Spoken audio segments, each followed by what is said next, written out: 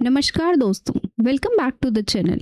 आज की इस क्लास में हम इंग्लिश वोकैबुलरी के एक बहुत ही इंपॉर्टेंट टॉपिक को कवर करने वाले हैं, जो है इडियम्स एंड फ्रेजेस। ओके, अगर आप SSC, CGL, CHSL, MTS, GD या किसी भी कॉम्पिटिटिव एग्जामिनेशन की तैयारी कर रहे हैं तो ये क्लास आपके लिए बहुत ही इंपॉर्टेंट होने वाली है। आज मैं आपको 49 ऐसे इंपॉर्टेंट इडियम्स और फ्रेजेस पढ़ाऊंगी जो एसएससी एग्जाम में पूछे जा चुके हैं और एग्जाम पॉइंट ऑफ व्यू से बहुत ही इंपॉर्टेंट है। ओके और दोस्तों, हम सिर्फ इनका मीनिंग याद नहीं करेंगे, मैं आपको हर इडियम का इंग्लिश मीनिंग हिंदी में आसान एक्सप्लेनेशन और एक एग्जाम्पल सेंटेंस दूंगी ताकि आपको इडियम का एक्चुअल यूसेज भी समझ आए। ओके, तो चलिए हम स्टार्ट करते हैं। फर्स्ट इडियम है हमारा a bad hair day. Okay, a bad hair day का मतलब होता है, इंग्लिश में हम इसको मीनिंग है a day on which everything seems to be go wrong. Okay, यानी ऐसा दिन जब आपको लगे कि आज तो हर काम खराब हो रहा है। ओके, हर काम क्या हो रहा है? खराब हो रहा है। हम इंग्लिश हिंदी में इसको देखें तो हम बोलेंगे मनूस दिन। ओके, हम बोलेंगे मनूस दिन। Example, I had a bad hair day at the office yesterday. इसका मतलब कल ऑफिस में मेरा पूरा दिन खराब रहा और हर काम बिगड़ता गया। ओके, और नेक्स्ट हम देखेंगे idiom a bad patch. A bad patch का मतलब होता है a period of difficulty. Okay, क्या बोलते हैं? अ पीरियड ऑफ डिफिकल्टी, यानी मुश्किल या परेशान का दौर।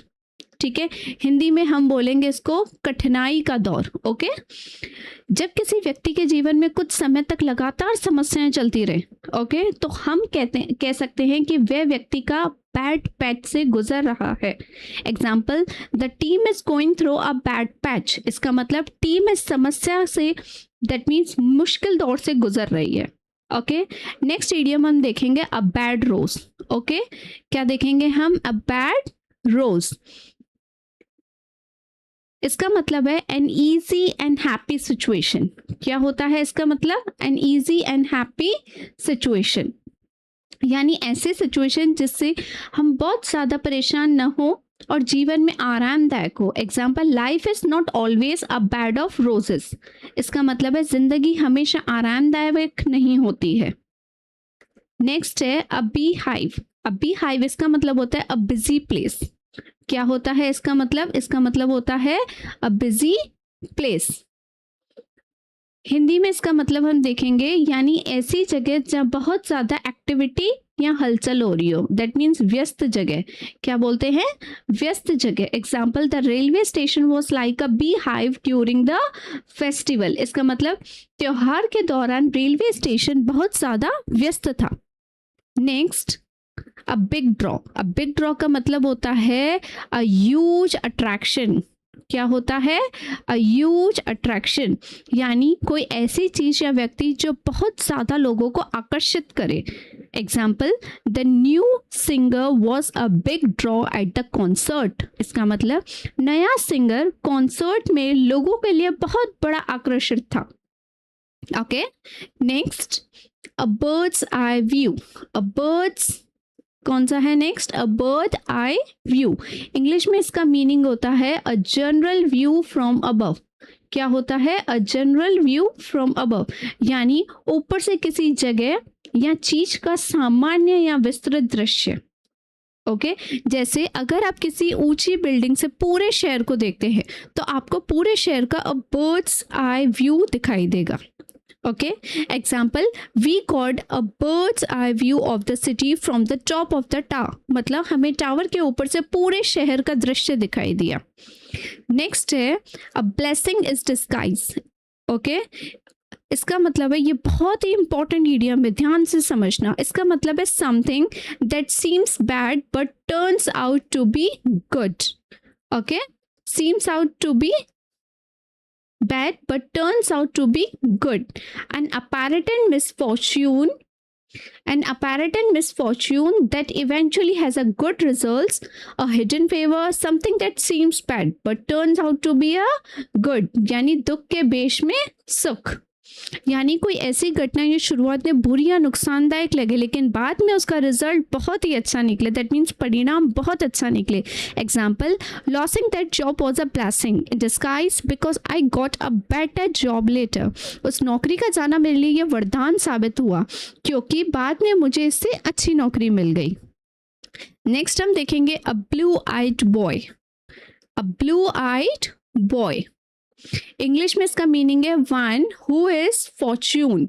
क्या है? वन हु इज फेवरेट, यानी किसी का बहुत प्रिय व्यक्ति।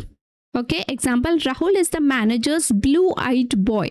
इसका मतलब राहुल मैनेजर का बहुत प्रिय व्यक्ति है, दैट मीन्स बहुत ही लवेबल पर्सन है मैनेजर का। Next, a bolt from the blue. A bolt from the blue, that means something unexpected, something that is unexpected and a complete surprise. Okay? इसका मतलब है यानी ऐसी घटना जो अचानक हो और जिसकी बिल्कुल उम्मीद ही नहीं हो। Example, his sudden resignation came as a bolt from the blue, यानी उसका अचानक इस्तीफा देना सबके लिए बिल्कुल अप्रत्याशित था। Okay, next, a bone of connection.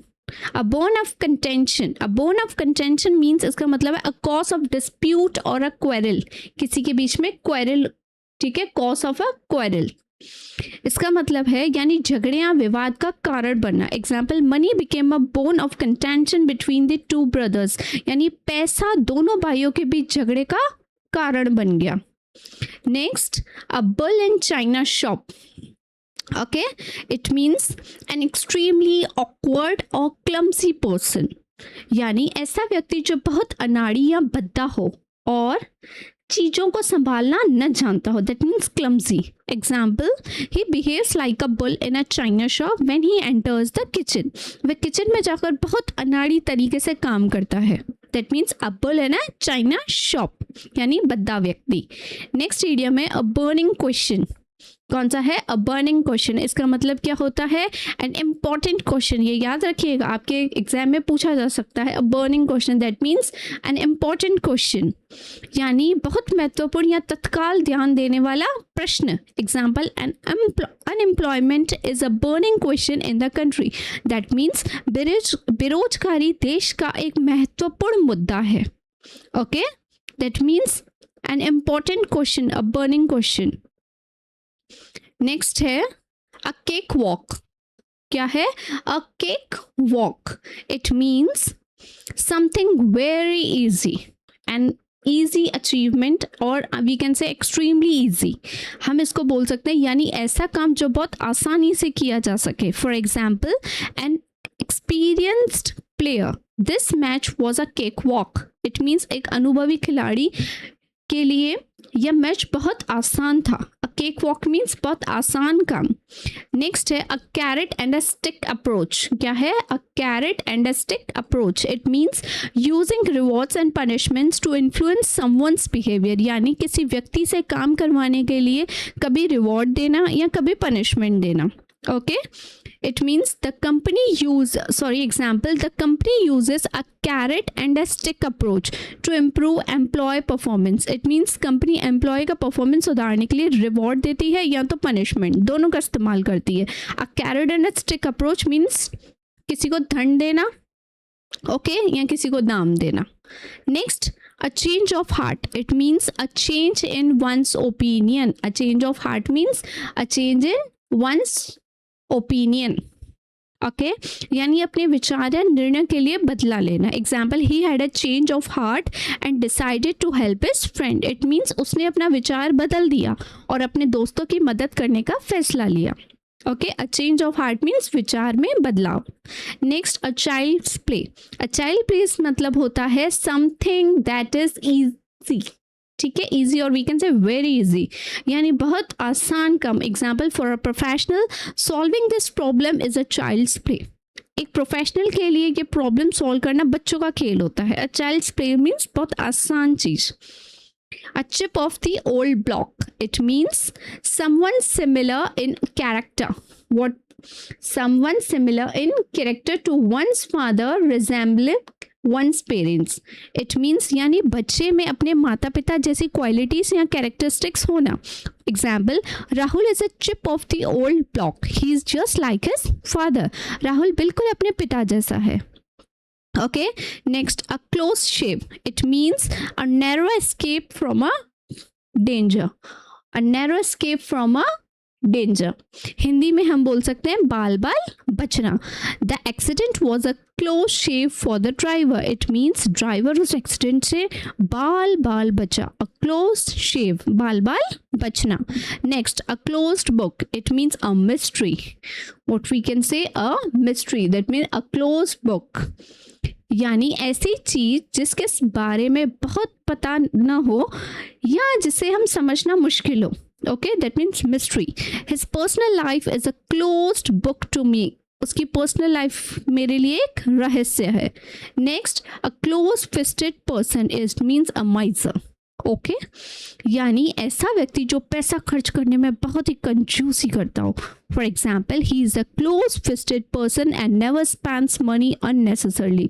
वह बहुत कंजूस है और कभी भी बेवजह पैसा खर्च नहीं करता. Next, a cold fish. That means someone who seems unfriendly and who does not share his feeling. That means a cold fish, यानी ऐसा व्यक्ति जो भावनाएं व्यक्त नहीं करता और दूसरों से ज़्यादा घुलता मिलता नहीं हो. For example, don't expect him to show emotion, he is a cold fish. मतलब उससे इमोशंस दिखाने की उम्मीद मत करो, वह बहुत रिजर्व्ड व्यक्ति है. Next, a cuckoo in the nest. It means an unwelcome intruder. Okay, a cuckoo in the nest. Okay, यानी ऐसा घुसपैठिया जिसका विवाद होना पसंद नहीं किया जाता. Example, the stranger was treated like a cuckoo in the nest. It means एक अजनबी को एक अवांछित घुसपैठी की तरह देखा गया.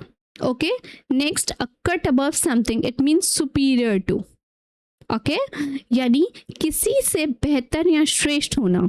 This phone is a cut above the others in its price range. It means यह फोन अपनी प्राइस रेंज के बाकी फोनों से बेहतर है. Okay, next, a damp squib. It means a disappointing result. क्या बोलते हैं? A disappointing result, a situation और a event which is much less impressive than unexpected. It means यानी जब किसी चीज़ से हम बहुत ज़्यादा उम्मीद हो लेकिन उसका रिजल्ट दैट मीन उम्मीद से बहुत कम निकले. It means a damp squib. The much awaited event turned out to be a damp squib. जिस इवेंट का बहुत इंतज़ार था उसका रिजल्ट काफ़ी निराशजनक रहा. Okay, a damsel in distress. It means a helpless woman. Okay, that means अबला नारी, यानी मुसीबत में फंसी कोई असहाय महिला. A damsel in distress.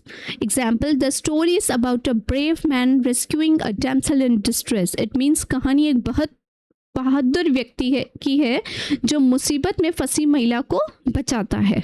Next, a dark horse. It means, ठीक है, ये बहुत इंपॉर्टेंट इडियम है, ध्यान से पढ़ना. ठीक है, अ डार्क हाउस. इसका मतलब है एन अनएक्सपेक्टेड विनर और an unknown competitor who may succeed. Okay, N unexpected winner, someone who unexpectedly succeed. Okay, यानी ऐसा व्यक्ति जिसके बारे में ज़्यादा उम्मीद ना हो लेकिन वह अचानक जीत जाए या सफल हो जाए.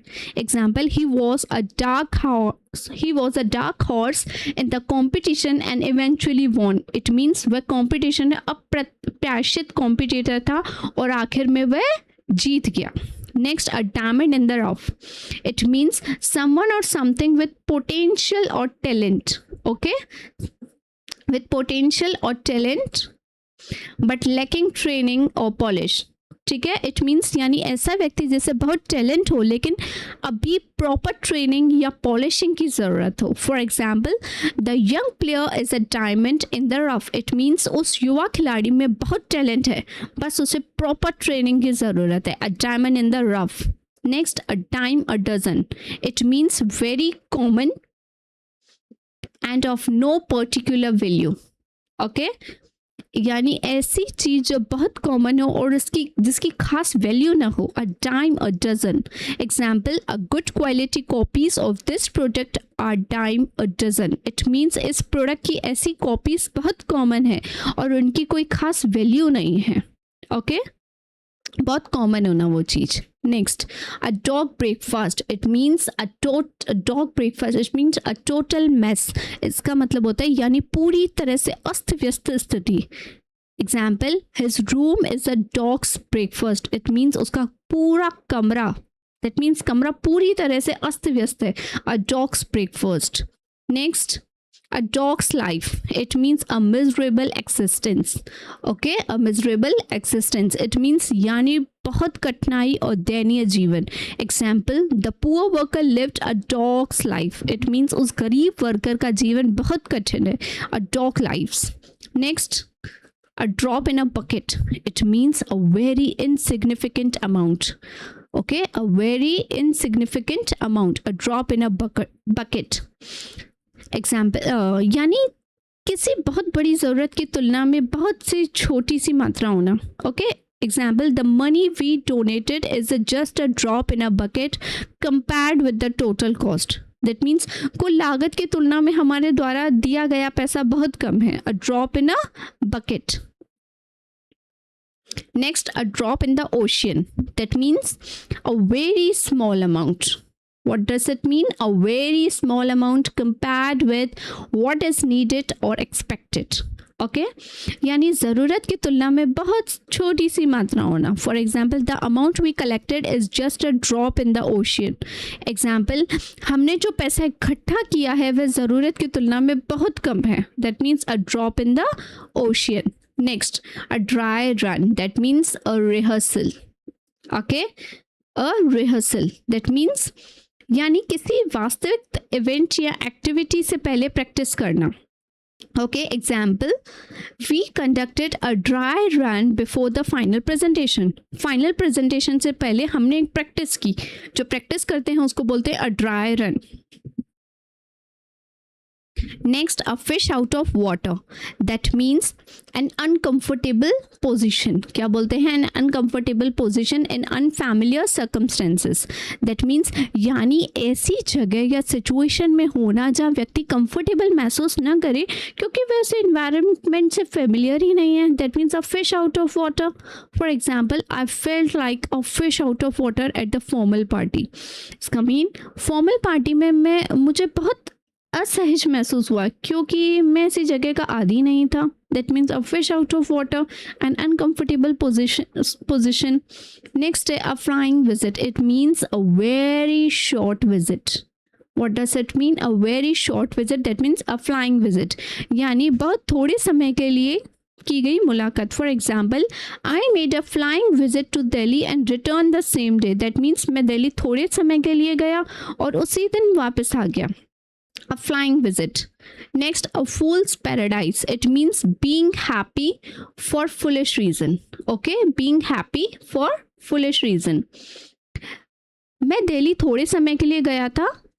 सॉरी, यानी व्यक्ति बिना वास्तविकता जाने खुश रहा हो जबकि आगे कोई परेशानी आने वाली हो सकती है.